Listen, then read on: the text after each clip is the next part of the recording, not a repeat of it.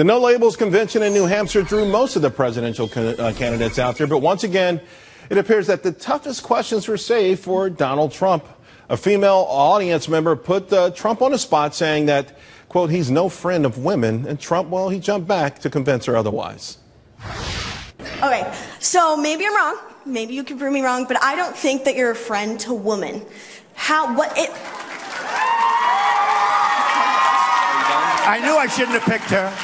I knew I shouldn't have picked her. All right, so let me give you that answer right now. I respect women incredibly. I have given women more opportunity than I would say virtually anybody in the construction industry. Well, right now it looks like an issue that won't go away. So did Trump actually move the needle with this response? Tammy, Bruce, and Katrina Pierson are back with me. Katrina, I guess he didn't get as lucky as he did with that Colombian woman at that other event. But it was a good chance for him to go out there and put his record out there, right? Well, yeah, you can't win them all, but I'm not so sure that was the type of crowd that was going to warm up to him anyway. But I do like how he said, you know what, I respect women, I care about women, brought up the women in his family. I thought that was great, but I don't know what they're looking for, Charles. Do they want Donald Trump to start putting Ivanka's fall lineup on his Instagram? What kind of question is that? Are you a friend to women? Is it a fair question, Tammy? Well, look, it's a question from the leftist narrative, right? That's what Hillary wants the conversation to be, because she's lost women by over 30%. Here's what I would hope Donald Trump would say, and every GOP candidate would say. We can do best for women by repairing the economy, by getting this nation strong again, by protecting the nation, by having a realistic foreign policy. So you're saying there's no such thing as a women-specific question or policy? Yes. The Republican candidates should reject the leftist narrative that divides us effectively. That what especially a business person like Trump or Fiorina can do is say, look, I will help all women and will help all women as I help all men. Is with a strong economy, you've got a job, you've got a paycheck, that you know that you've got a commander-in-chief who's not going to abandon your loved one in uniform.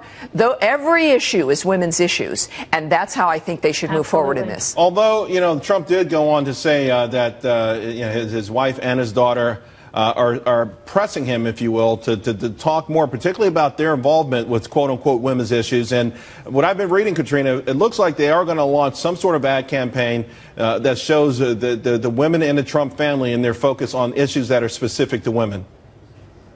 Well, and they probably should at this point, because you will have Hillary Clinton and the left out there saying just the opposite. So there's going to have to be some sort of back and forth to show that Mr. Trump is not antagonistic towards women. He doesn't hate women. He's not even unfriendly with women. But that's the issue we're going to fight, even if Hillary Clinton isn't the nominee. Katrina, I want to ask you, because Donald Trump has really, in the last week or so, he's taken a more measured approach, it feels like, to a lot of these things. He was asked about President Obama's comments about him. And, very, very, I don't know, diplomatic may be a word I'm looking for here. Is that because this is a long, grueling process and it's just tough to get upset every day? Or is that sort of a calculated move to look more diplomatic or more presidential? Well, I think it was a natural move for him. I mean, we all remember when he first announced, everyone was calling him every name in the book, saying he wasn't serious, calling him a joke. And so he was really being bombarded from all angles, so he was really out on defense. But as the summer has come to a close, he's still on top. He has a lot of support among the people, and now he's realized, okay, maybe I don't have to keep fighting all day, every day, because some people are actually hearing me. Yeah. Tammy, this no labels thing, very successful. Katrina talked about this particular crowd. I mean, ultimately, whoever the nominee is has got to have to win some of this particular crowd as well. Yeah. Hillary didn't even bother to show up. Look, a lot of those people, young people, they're out of work. They know that Obama's been a failure. They know that Hillary is part of that problem. They know Biden is. They want a reason to vote for someone who's not a Democrat.